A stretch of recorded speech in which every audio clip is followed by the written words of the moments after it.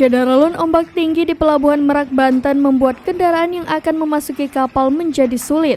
Bahkan, satu truk bermuatan semen tercebur ke laut dari pintu rampa kapal di Pelabuhan Merak pada Rabu 28 Desember 2022 malam.